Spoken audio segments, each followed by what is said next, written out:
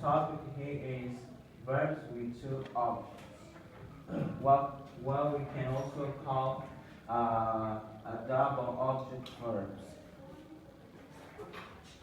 Verbs with two objects. We all know that there is two objects, which is indirect and direct objects. So what would be verbs with two objects or a double object verbs? Double object verbs are verbs that take two objects. Direct and indirect object. Normally, the indirect object is a person or group of people, and the direct object is a thing or things.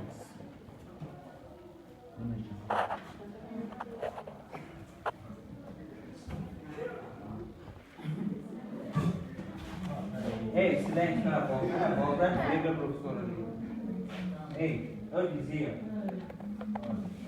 que quando estamos a falar de verbos com dois objetos. Eu dizia, temos dois objetos. Eu estava a falar. Temos dois objetos. Temos objeto indireto e temos objeto direto. Aqui, a coisa principal que devemos entender, que vai ser a chave de conseguir fazer os exercícios, é saber de que trata o objeto indireto e o objeto direto. Objeto indireto, que é indirect object. Responde a questão who, porque quer dizer que responde a questão quem, quer dizer que fala de pessoas. O objeto indireto refere-se a pessoas ou grupo de pessoas.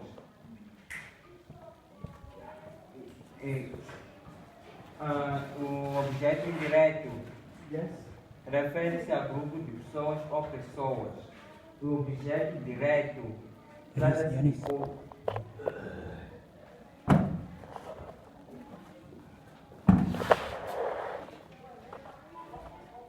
As I was saying, indirect object is a person or group of people, and the direct object is a thing or things. Are we together here? Yes. Indirect object is a person or group of people. It's mostly to answer the question who, which refers to people. Indirect object is to reference a person, a people, or a group of people. Direct object answer the question what. Direct object answer the question what. Direct object is a thing or things.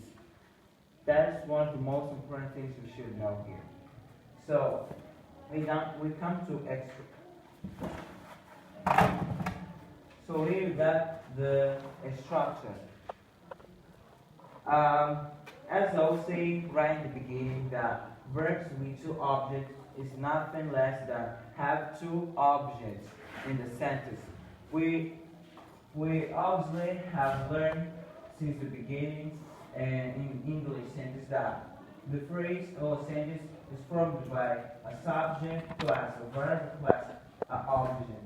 But what we should know from now on is that there are verbs that got two objects.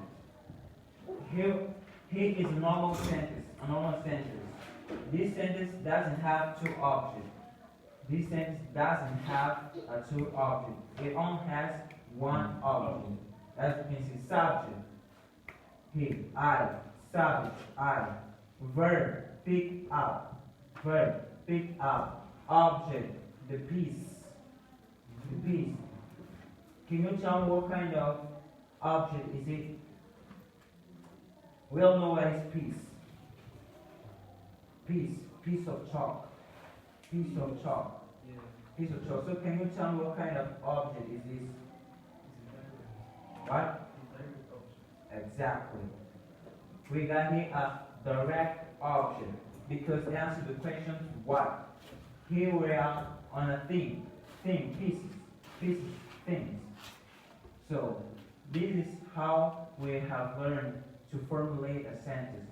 But we should know from now on that there are verbs that got two objects. As we all can see here, we got object plus verb plus indirect object plus direct object. We can find sentences like that got two objects. That the verb got two objects. As we can see here in the example. I gave I gave, I, the subject, gave the verb. So we got the indirect object, which is my sister. My sister is an indirect object. Indirect object. Answer the questions who, because we are referring a person. My sister is a person. So then we got here direct object that answers the question what. What I gave to my sister. The book. The book is a thing. The book is a thing. Simple, just like that. Are we together? As I said right in the beginning, what we should know that will help us is to know that indirect object is a person or group of people. Indirect object is a person or group of people. Direct object is a thing or things. This is a thing. The ball is a thing. But you are a person. The phone is a thing. Exactly. The phone is a thing. So it's a direct object. But we are people. We are indirect object. That is one of the most important things we should know. Okay, that will help us to know whether the verbs, whether the sentence, whether the verbs got two or not objects. Are we together here? We got it.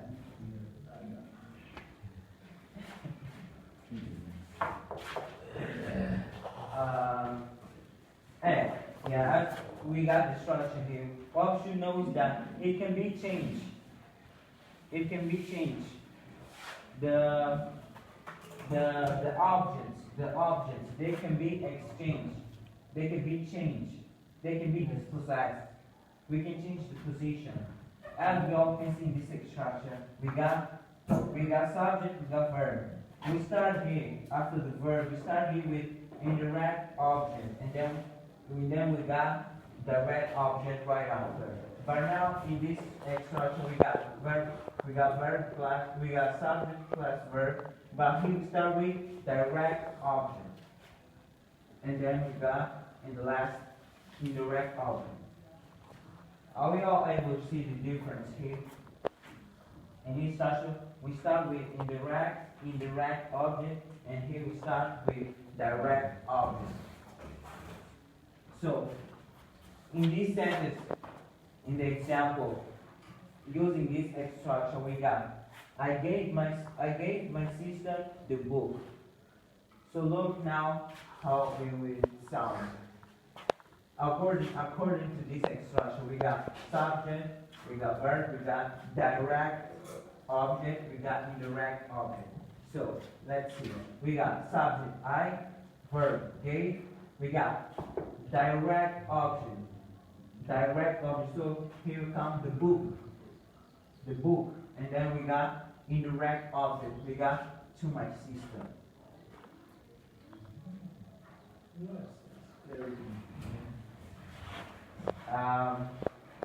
As we got another example here.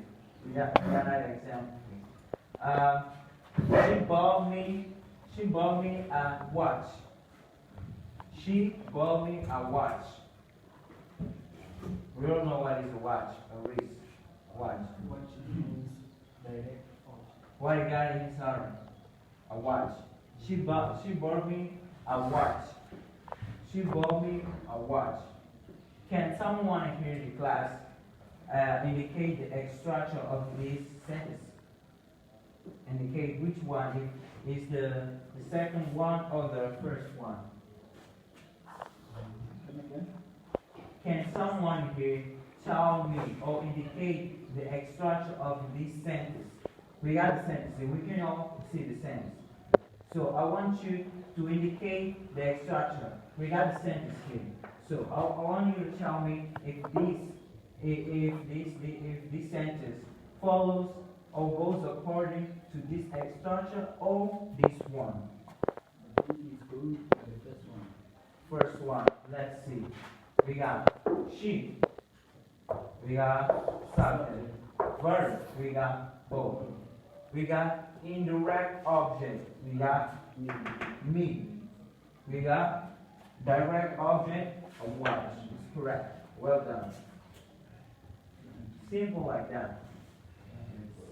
And as we said a couple minutes ago, that it can be dispossessed. We can change the position.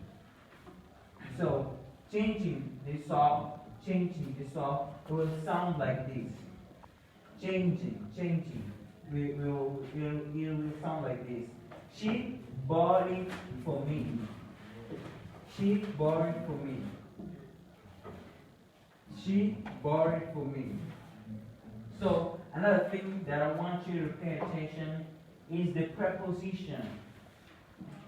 While doing this exchange kind of thing, we gotta notice the preposition. The preposition we got here, to, and we got here, for. We got this preposition. And we should pay attention to this preposition. They are very important. Very, very important. So we should pay attention. Forward, I will explain why. So can I clean the bottom like here or whatever? What I'm talking about? Can I clean?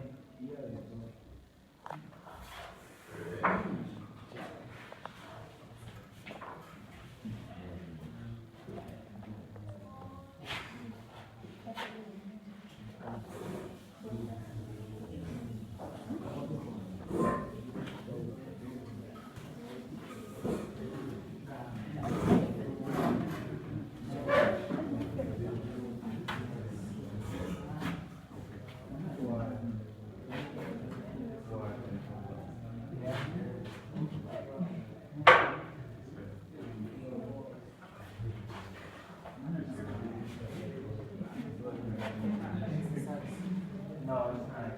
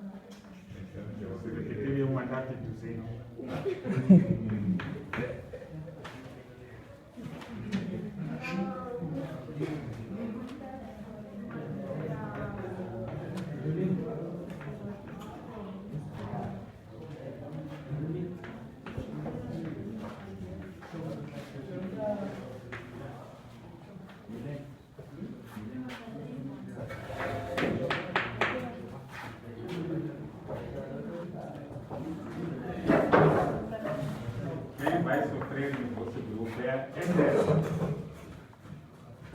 Enéas. Como se chama? Orfino. Quem vai sofrer no vosso grupo é Orfino.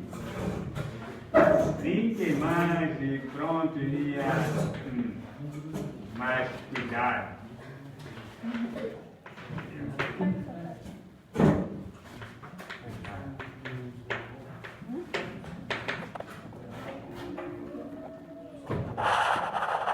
Eles formaram bandistão aí.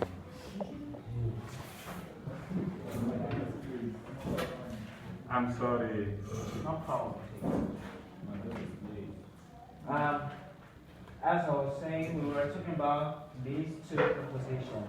I won't be going deep in this preposition because when I talk about preposition, and I'm pretty sure that we all know about the preposition.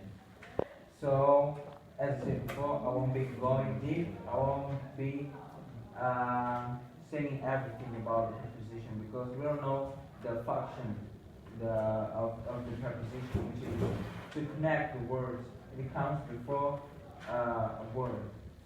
So I won't be saying a lot. So here we got some verbs because we cannot use for to all the verbs, as we cannot use to all the verbs. So there are verbs that can only be used by this preposition, which is for. And there are also verbs that can only be used by to. You know, for example, we got bar. We all know that bar is past tense, is past simple of buy. Exactly, of buy. So we got she bought it. We use what? For, the preposition for, as we often see it, buy. We can never and ever use to. We can never use to these verbs. For example, we say she brought it to me. She brought it to me. It's very wrong. It's wrong. Doesn't make sense. Doesn't make sense. Doesn't exist. So, for. As I say, this is something important that you should know. These verbs can only be used by this preposition for, and this down below can only be used by this preposition, which is to. So, did you get it? Any doubt? Something that you didn't understand? Misunderstood?